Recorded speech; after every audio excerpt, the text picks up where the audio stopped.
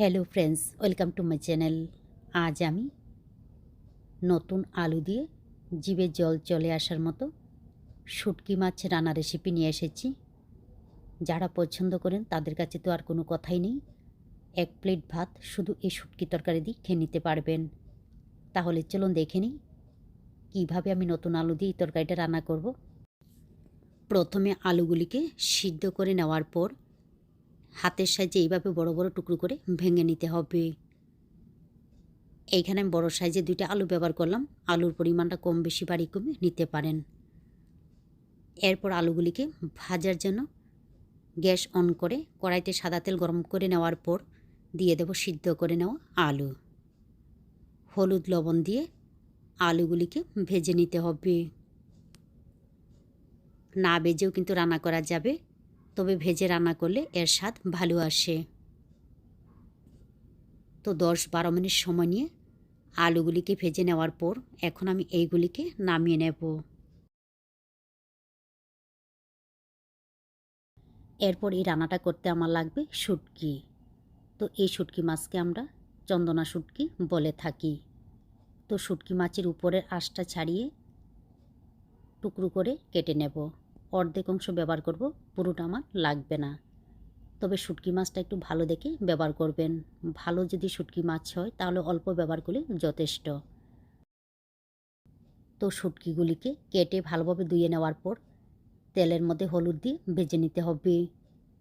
ভাজার সময় লবণ ব্যবহার করবেন না, কারণ শুটকি মাছের মধ্যে লবণ দেওয়া থাকে। তো শুটকিগুলিকে ভেজে নামিয়ে নেওয়ার পর আবারও কড়াইতে 1 চামচের মতো তেল গরম করে নিয়ে এর মধ্যে দিয়ে দিলাম পেঁয়াজ কুচি। পেঁয়াজের পরিমাণটা বেশি দিলে ভালো লাগে। পেঁয়াজগুলিকে ভেজে নেওয়ার পর এর মধ্যে দিয়ে দেব মশলা।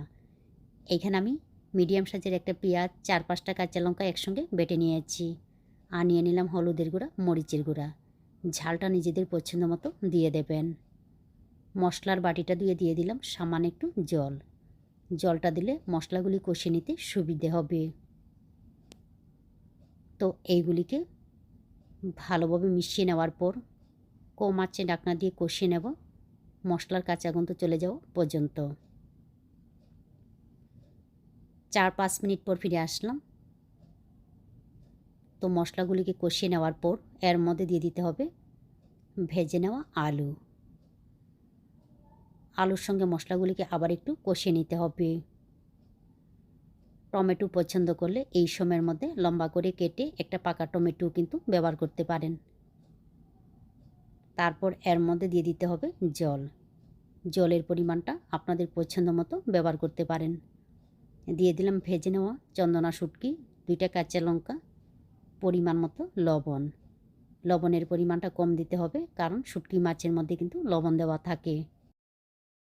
এরপর এর মধ্যে কিছুটা ধনিয়া পাতা দিয়ে হালকাভাবে মিশিয়ে নেওয়ার পর মিডিয়াম টু লো ফ্লেমে 8 থেকে 10 মিনিট ঢাকনা ছাড়া রান্না করব।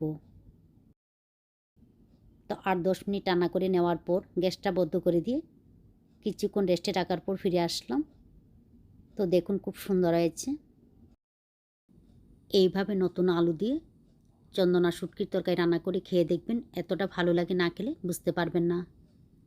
যারা শুটকি মাছ পছন্দ করেন অবশ্যই একবার রান্না করে খেয়ে দেখবেন। তো আমার এই শুটকির তরকারি যদি ভালো লেগে থাকে তাহলে অবশ্যই লাইক, শেয়ার এবং